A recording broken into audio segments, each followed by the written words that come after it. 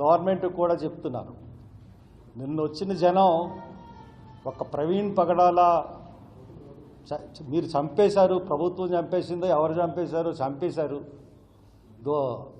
దానికి నిరసనగానే కాకుండా లేదంటే హర్ష్ కుమార్ నాయకత్వం చూసి కాకుండా దళితుల్లోనూ క్రైస్తవుల్లో ఉన్న యొక్క వ్యధ, బాధ, ఆక్రోశం ఇవన్నీ కలిపి నిన్నంత జనం వచ్చారు.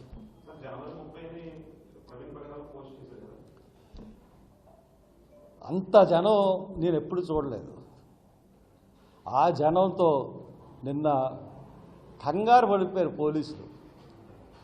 కాబట్టి నేను ప్రభుత్వానికి చెప్తున్నాను, నిష్పక్షపాతంగా మీరు ఈ దర్యాప్తు చేయండి. చేసి ప్రైమరీ రిపోర్ట్ రావాలంటే 2-3 డేస్ పడుతుంది జనరల్గా.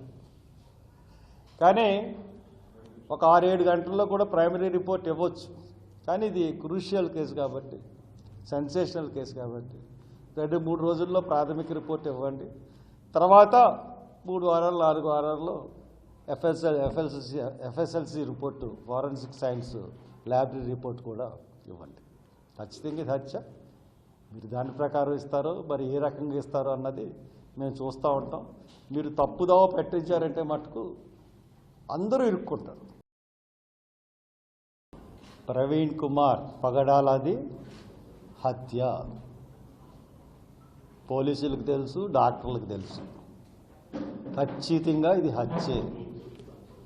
అతన్ని చంపేశారు, అతను హతసాక్షి అయిపోయాడు. ఇది మీరేదో అనుకుంటున్నారేమో, ఇక్కడ కేసుని మేనేజ్ చేస్తామని ప్రభుత్వం అనుకుంటుందేమో.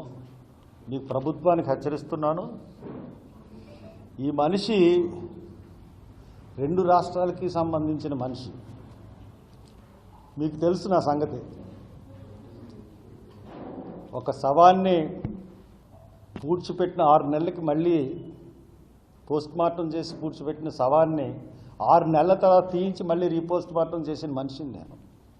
ఇప్పుడు డాక్టర్లు చెప్తున్నాను, మీరేమన్నా తప్పుడు రిపోర్ట్ ఇస్తే మళ్ళీ హైదరాబాద్లో కాంగ్రెస్ ప్రభుత్వం ఉంది, రాహుల్ గాంధీ దృష్టికి తీసుకెళ్తాను, నిష్పక్షపాతంగా అక్కడ పోస్ట్ మార్టం జరిపిస్తాను.